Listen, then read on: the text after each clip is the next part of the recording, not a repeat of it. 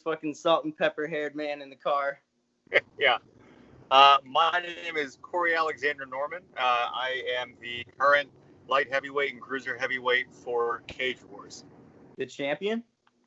What's that? You said the champion for Cage Wars? Yeah, I'm the light heavyweight and cruiser heavyweight. So champ, I guess. Okay, so what weight is that, those two weight classes? So light heavyweight is 205 pounds, and then cruiser heavyweight 205 to 225. Word, man. That's awesome. So, yeah, I mean, we could definitely get a lot into just MMA and what it takes to become a champion and everything. Definitely want to give you a shout out too, because I messaged you after my first amateur fight, and you instantly had so much advice to give to me, man. So definitely really appreciate just like how open you are and helpful with young and up and coming fighters and stuff, man. Yeah, no problem. I mean, and that's the sport, right? Nobody's a finished product. Right. So I had a couple of things written down here and everything. So you said you're the Cage Wars champ, so that's out of New York State. Yeah. So how did you get involved with Cage Wars? Well, I went on a hiatus from MMA for about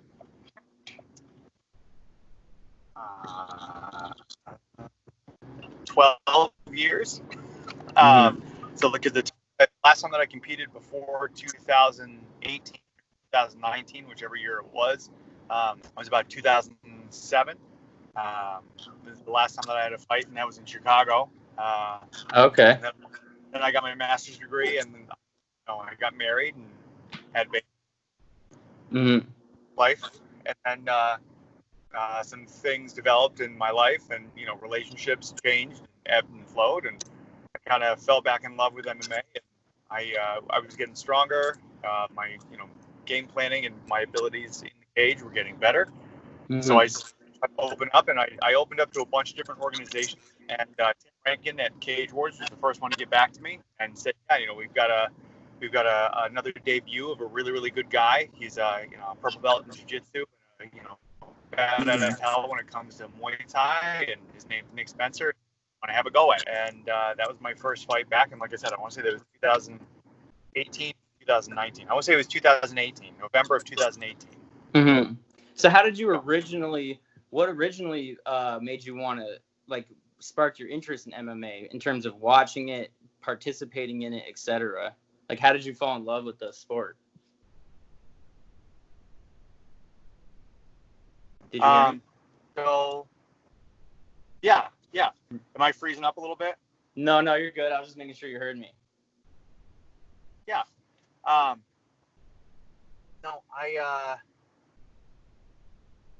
So when I was a kid, I wasn't really good at any particular sports. Like I ran cross country, and I played lacrosse, and I was bad at both of those. So I really didn't discover what I was really good at when it came to sports for a long time. My dad was a really good wrestler, and I learned a little bit from him. But like I said, I really didn't get into combat sports until I was in college. And did you do karate? Picking stuff up along the way. Did you do karate or anything like that? No. Were you a wrestler growing up? Did you wrestle in high school? No, I didn't wrestle in high school. I didn't do anything. Did you and your friends wrestle? But your dad taught you wrestling and stuff, or there was something there? Or? I mean, my dad taught me a little bit, but it was parts here, how to break somebody down and how to do riding positions and stuff like that. But it wasn't hey, this is a headlock throw, this is underhooks, this is double hook. It wasn't anything we weren't practicing or anything like that. It was kind of small stuff here or there. And then I got a little bit of a base doing catch wrestling with a couple people in my community. But I mean, that really wasn't anything too big either. And then, like I said, when I was in college, I saw some similarities between BJJ and catch, and I just kind of taught myself how to do more stuff through reading and through books. And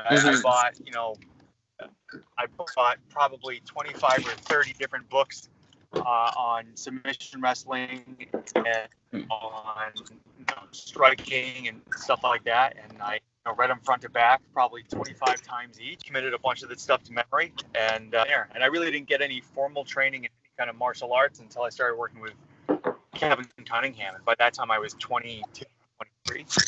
Okay. Yeah, I did a little bit of karate growing up. And then I saw UFC when I was 17.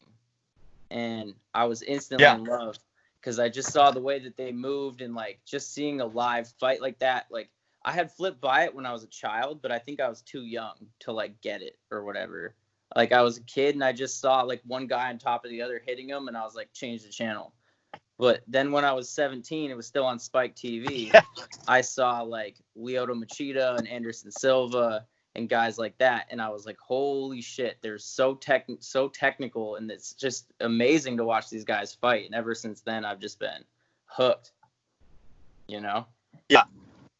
Mm-hmm. Well, especially like, and the two guys that you just mentioned, I mean, Lyoto and Anderson, both of them are just so technical. Yeah. Very evasive, watching too. the way, and didn't take a lot of damage until later on in their careers. And I think it's always interesting when you have like that who are so good, particularly at one thing, but then complement it with, a really good ground base. Or, I mean, Lyoto's circumstances, sumo wrestling, which is, crazy to think about. Yeah. Yeah, definitely. They've got it all, though, for sure. You know how the new age is, even those guys, they train everything, and that's what you got to do. Yeah, it's interesting how everybody has their specialties, but everyone trains something. So that leads me into another question. So 3 of the most important aspects of MMA. So that's pretty open-ended too. You could say like different styles, or you could say even like a concept or anything. What are just 3 autonomous things that you would say are essential to getting better at MMA or any sport really, but also specifically fighting? That's a great question. I know it takes a lot of thought, but just whatever comes to mind first in terms of what you think is some of the big key things. So I think. Also, what did you weigh in high school? That's 2 totally different questions, but. What did I weigh in high school? I don't know. I was, maybe 195 pounds, 200 pounds in high school. Okay. What do you walk around at now? 225. Okay. So you put on a solid, 20 of muscle since then. But, and even back then, I wasn't, I guess I was strong for my age, but just I was even at 200 pounds, I wasn't deadlifting what I should have been deadlifting at that weight. But now I'm, when I'm doing deadlifts and I'm getting, 2.5 times my weight and stuff like that. Do you feel like you get a lot of cat calls and wolf whistles when you post videos of yourself, lifting in short shorts and stuff like that?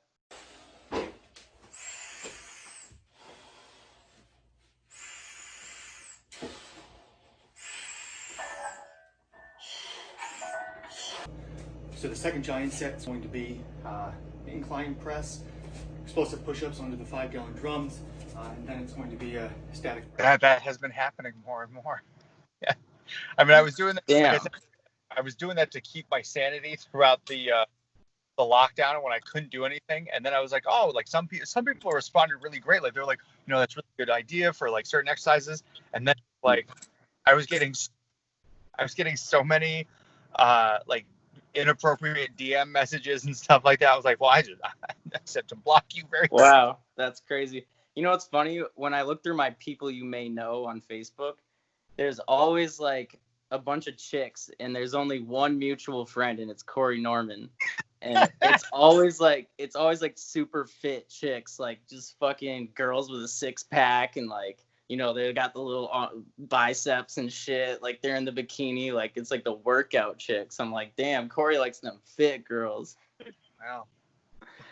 Nothing wrong with that. But I was gonna warn you that I was gonna sprinkle in a lot of humor tonight and probably awkwardly flirt with you, as a straight man kind of thing as well. Listen, that man bun's doing it for me. That's perfectly fine. They love the man bun, dude. They love it. I always want to talk about fighting. They want to talk about the bun. I don't know if this is a hair world or what, you know? Yeah. You got a little flip going on there, a little twirl, you know? I like that. So, actually, so I was you look like Chandler from Friends. Yeah, I've been joking with my kids a bunch. You know, I've put my hair up in like a top knot a couple of times, and they're like, "Oh, Daddy, no." I'm like, you don't like my top knot? They're like, no, that's not even funny. Like, okay. How many kids do you have again? You have daughters, right? I've got 3 daughters. Isla, wow. Elena. Wow. I dated a girl who had 3 girls. That's quite the journey when you got 3 girls. Yes, it is. It's beautiful. It has its moments. Mm-hmm. Yeah, it's a lot to deal with, but it's great. It's a blessing. I mean, I can't speak for you, but I'm sure you would say that. Yeah, it's changed me. It's absolutely changed. Like I mean, I used to think like, oh, like I've got shit figured out, and like I know what I'm gonna do. And now, like, you know, things happen, and like things that are, you know, wouldn't have affected me, you know, before kids, and now I'm just like, oh my god, like some of the political stuff that's going on right now with classification of, you know, people and mental illnesses and certain things. I'm like, yeah, no, like if that comes near my kids, like I'm not making any apologies for the actions I'm going to take against them. So I'm, you know, but whereas like, you know, a younger version of me before kids, you know, maybe they have an argument, maybe there's like to stand on, maybe that's a mental health issue. I don't, but yeah. So maybe which one is a mental health issue? Which one are you referring to? So they're talking about age fluidity. So one of the things they're talking about adding to and I may be horribly off on this. I've only read a few articles on this. You mean like if an adult identifies as a child, they can hook up with a child, like that kind of bullshit? Yes. Oh yeah, well, that's just fucking absurd. Yeah. So yeah, no. and that's nothing to take away from, you know, the rest of the LGBTQ. No, for sure. No, that's different. That's what. That's just. There should be no justification for any type of that type of shit. You know, a contact with minors or whatever. No, there's no excuse for it. But another thing that I think is ridiculous is like I support LGBTQ and all that. I really do, 100%. And you know, I think trans people are under fire a lot. And I you know, my heart goes out to everyone who's trans. Their rate of suicide is much higher and everything. Super high. But yeah. I think that like one thing that's really disturbing too that it just shouldn't be happening is like there was at least one case, maybe more, where there was a man who identified as a woman and he fought in MMA and he fought women in MMA. And it's just like, come on, that's fucked up. Like you can't go out there and beat a bunch of girls up and you got a dick in your pants. Like that's fucked up. Even if you cut your dick off, it's still not cool. Like I feel like I heard that. Did that turn out was that legit? It happened. Yeah, it happened. All right, yeah, that's great. No, it really did happen. Then I can show you the person who did it and everything, what their name was and stuff. And it was like a ripped dude, and he was knocking chicks out in MMA. And it's just like that shouldn't be happening, but it's definitely a very rare case. It usually doesn't happen, so it doesn't represent trans people as a whole. No, but I mean, and the yeah, I don't look. Your gender and your sex are 2 different things. If you identify as having a different gender than what your sex is, that's fine. But when it comes to sports competition and all that shit, your sex is still your sex. Whatever sex you're born with, that's what sex you are. Yeah. Period, in my opinion. But I got a couple more for you, dude. So this is kind of an open-ended question. Go ahead. Do you want me to answer that question that you asked at first? Oh, 3 most important aspects of MMA? You've probably been thinking about it in the back of your head this whole time. Like, what is like I had an answer, and then you went right to the high school thing, and I was like, oh, okay. You know. Yeah, no, definitely. You can do it. And I can even cut some of these parts into clips. So you can just get Corey Norman shares his, you know, essential parts of MMA. Yeah. Go ahead. So Dan Gable used to talk about how like the first round in wrestling, you know, the person who's the most talented win. Second round was the person who had, you know, the best conditioning wins that. And then the third is heart. I don't think, I honestly, I don't think that there's really anything different in MMA.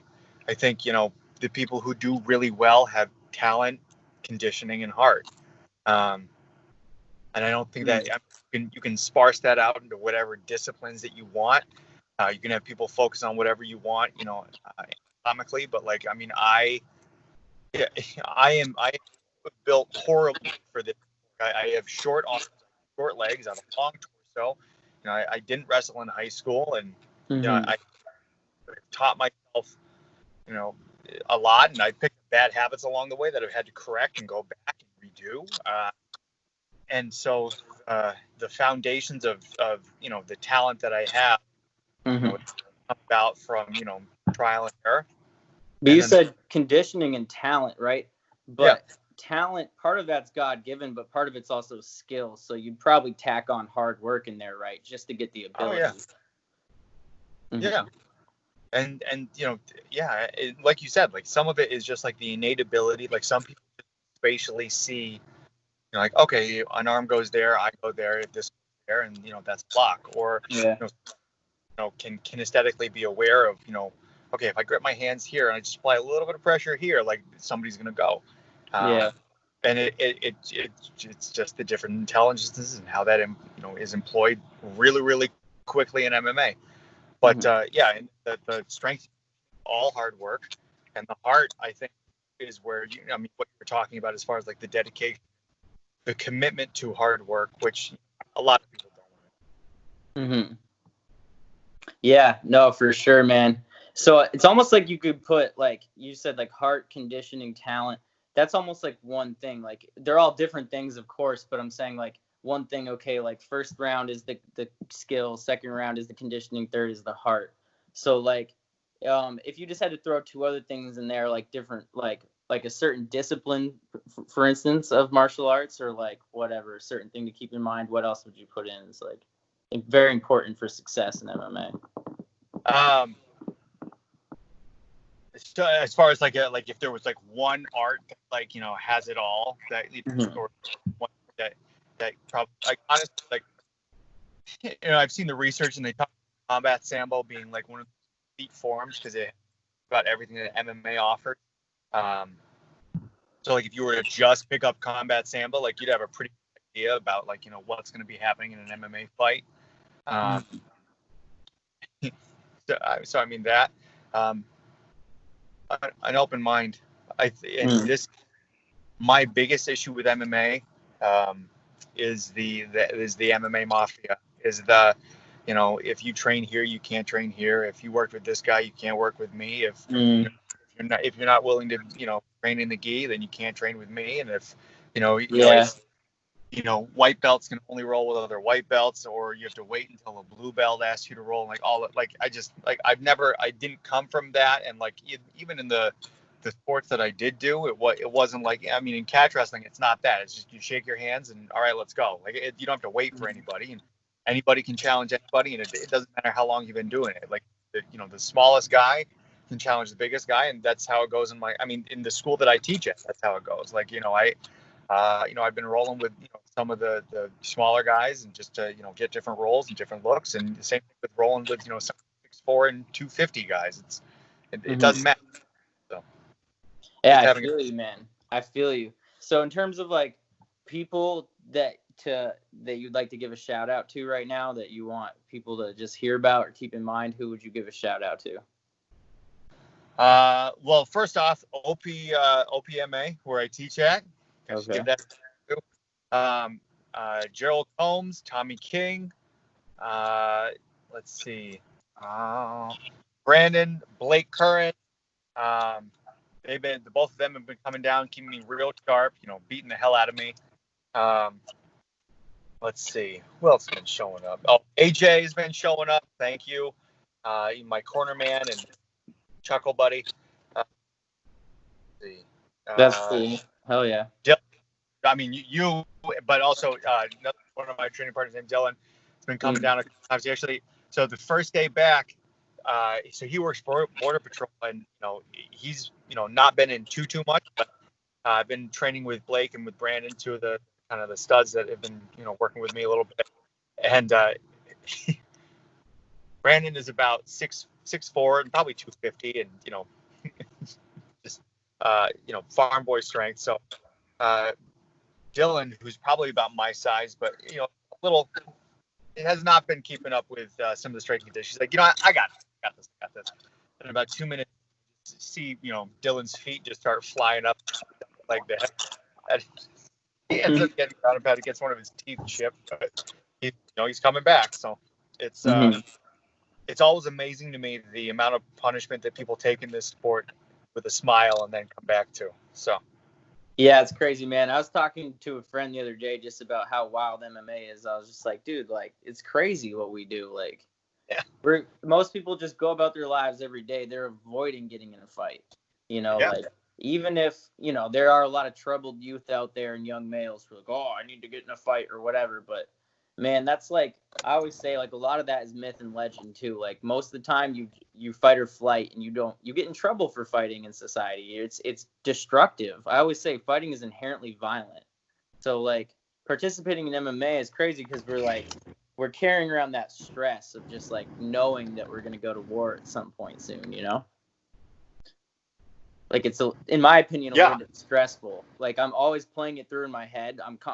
People will be having conversations around me or whatever, and I'll just be sitting there imagining fucking fighting someone, or like, imagining that moment. Like, oh, I better dodge this or dodge that. Like, I don't want to eat that or whatever. Someone's on top of me, hitting me or whatever. Like, especially when I find out that I have something booked, when it's set in stone and I'm supposed to show up somewhere. And then I'm like really stressed out and I'm just like, ugh, like it's just this foreboding feeling like I hope this doesn't go wrong. And like the only time that shit goes away is when I train, like when I'm training, I'm like, all right, I feel good. I got this. Like because you feel empowered. You're like, and I was giving my friend a speech the other day about that. And I was just like, that's what I love about MMA is the training, the fact that we can prepare for it. Because it's so chaotic. Like I would never want to just be one of those guys just like hoping that I've got the. And like I said, some people maybe just built like that. Some people are inherently good at just hitting people. And like, I'm pretty coordinated. Like I can fight. I'm an athlete, but I don't know. It's the training that really makes me love it. Cause then you can just try to master every aspect of the sport and get better, Right. And so two things. So one, I absolutely get and I wouldn't even call I get stressed about that. Like I used to be like, oh shit, like, what if they do this or if I do this or like, and it's gotten to the point where like, I'm in my head and I'm in the cage right now. Or what if I get hurt? That's the thing that really kind of fucks with my head too. Yeah. Like Michael Bisping lost an eye. There have been boxers who've died before, like, etc. Like, I just don't want to like die or lose my vision or whatever. Like any other amount of injuries I'll be all right with. But like getting knocked out is sketchy too. I've never been knocked out. And I don't want to get knocked out. Like the concept of being knocked unconscious is sketchy to me because they usually almost always wake up, but it's just like, what if I didn't wake up? Oh, yeah. It's definitely not bad, man. So. Yeah, dude. Like you're definitely a friend of mine, bro, and you've helped me out a lot, and it's been nice to get to know you. So like, whenever you get back out there, I'll be fucking biting my nails, bro. Just like, go get him, Corey. I hope you're good. I don't want you to get hurt or anything either, Yeah. But, that you're confident. You're the champ. So I bet you're going to be the one hurting someone else. Well, I mean, in my last fight, I fought James Carroll, who's a great guy. Shout out to James Carroll. He is 6'5", and we fought it for the light heavyweight. And normally I don't swing away the way that I was ground and pound. But I was talking to my middle daughter, and we were watching one of my fights, and I was trying positions and just trying to like chain things together when I fought for the title. And she was like, "Daddy," she's like, "Why don't you just?" She's like, "That's nice." She's like, "Just hit him." I was like, "What do you mean?" She's like, "Just his head's right there. Just punch him in the head." Like, okay. And so I got mount, and I was like, "Oh, okay. I'll pressure down. I'll try to get him to turn. I'll force the back, and I'll get the choke." And then I heard her little voice, like, "Hit him, Dad. Just hit him." So I just started throwing the ground and pound, and that's one of those things where it's like it's not that simple, but it is that simple. Yeah, exactly. And I think people forget that. I think people get paralysis by analysis and make things far more complicated than they need to be. Because technically, I mean, I'm not that good. Technically, I'm not that good. It's the commitment to like the 4 or 5 things that I can do competently that I then try to get decent at. Like my Greco game is decent. Like I can get double underhooks, I can swim, I've got decent conditioning in cage work, I can take people down, and I've got decent pressure from the top, and I can get into pinning positions. Mm-hmm. My striking is not anything to write home about, but I've got decent leg kicks, and I can keep people out so that when they rush in, I can get the clinch.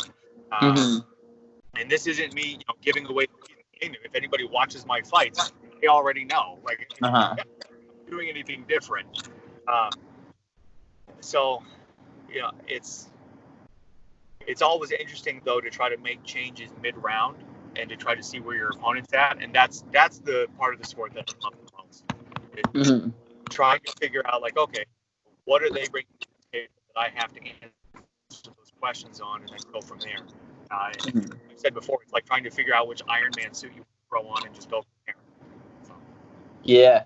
So, what were some of the UFC fights that you enjoyed recently? I wrote down Sean O'Malley, Poirier, Hooker, Masvidal, Usman, just some different stuff to get the juices flowing with that.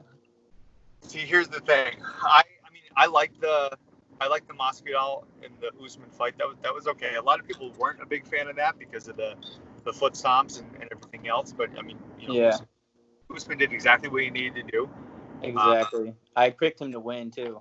Yeah.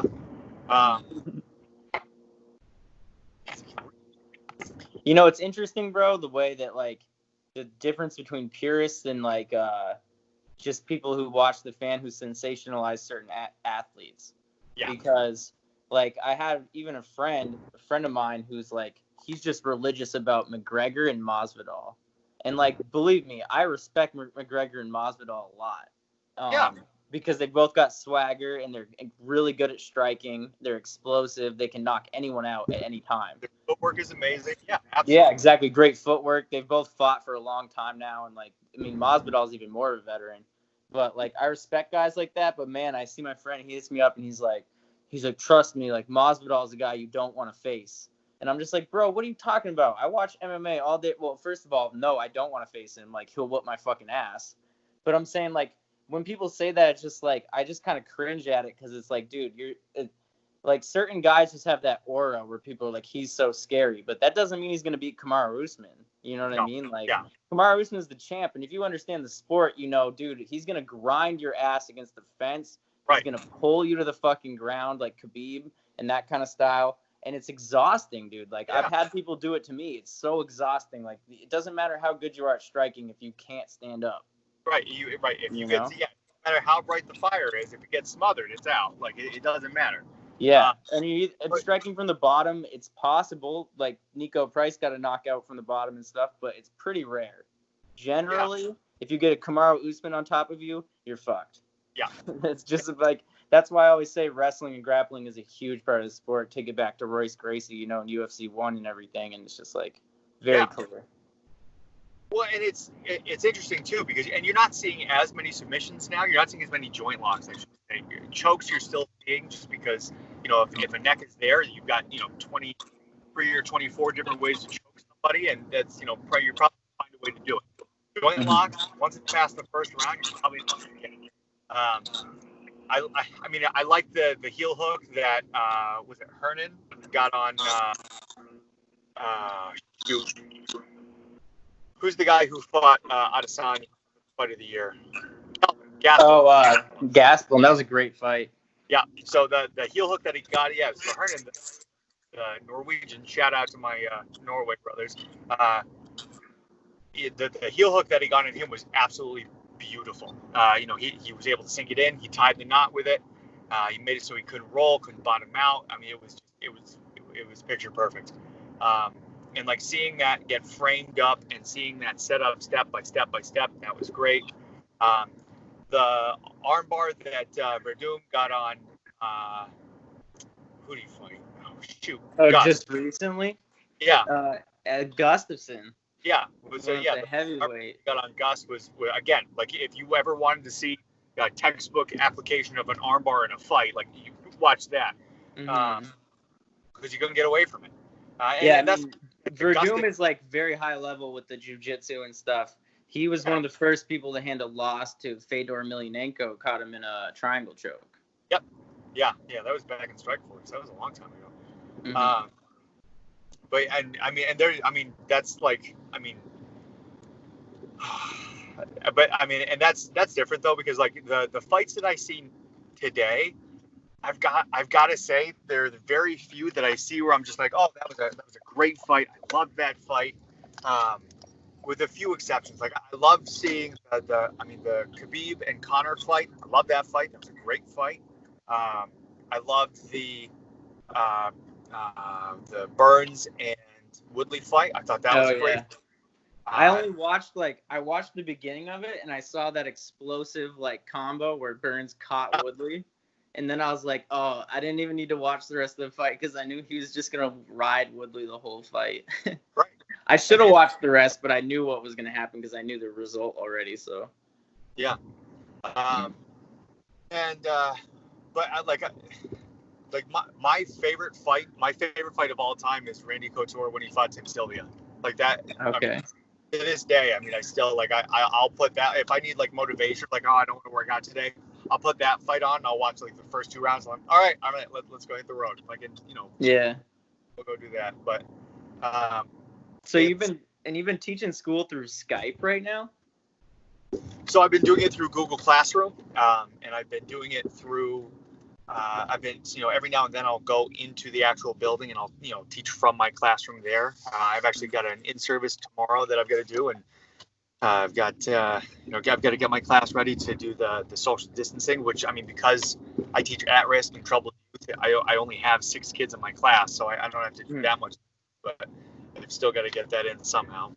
And you teach history to at-risk and troubled youth? Is that what it is? So, yeah, I teach social studies, which this year it'll be probably global, U.S., government, and economics. That'll probably be what I'm teaching this year. Nice, man. Good for you. My dad is a math teacher. He just retired.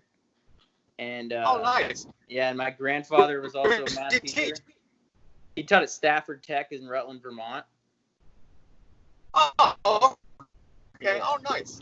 Yeah, and so a lot of teachers in my family for sure. So his father was a teacher too, so I have a lot of respect for teachers. I thought about going into that field because I enjoy academics a lot and everything. It's a lot of fun. Yeah. Yeah. So where did you get your good looks? Where did I get my good looks? Yeah. My mom would say from her. See, here's the thing: is like there's the thing. MMA is not a sport that makes you pretty. Yeah, but we look good. But we still look good. We must have done all right. Yeah. My mom would say that I get my bone structure from her, and she cut out a little bit. She will definitely. I don't know if she can't watch my fights. She doesn't watch my fights, but that's. No, yeah, my mom wouldn't do that either. My mom's not trying to see me fight or anything. Yeah. Yeah, same thing. But dude, Matt Hughes signed my shirt. Did he really? Yeah, that's Matt Hughes signed it right there. I did a seminar with him out in Ohio. Yeah, out in Ohio, Cincinnati. That was 2005, 2006. That's a long time so ago. wait, before he ever had the train accident and stuff. Yeah. Wow. Yeah, because he's way different now. God bless his soul. But man, cognitively, he's not. He took a hit. He doesn't speak the same or move around the same or anything. But the fact that he's even alive after that is crazy. Yeah. He literally got hit by a fucking train. Around that. His covering. Yeah. Yeah, even a train couldn't take out Matt Hughes. Yeah, that's great. Yeah, our connection's shitty though, so I'll let you go. Dude, it was nice talking. Thanks for doing an episode with me. I'm gonna put it out. No problem, man. Thanks for having me. Appreciate it. Yeah, we'll talk again soon, Corey. I really appreciate you, man. Much love, brother. Yeah, no problem. And I'll let you know when I'm stepping into the cage next, and likewise, okay? Yeah, that'd be awesome, man. Thanks so much for coming on. Yeah, no problem, man. Have a good one. Yeah, you too, brother. Bye.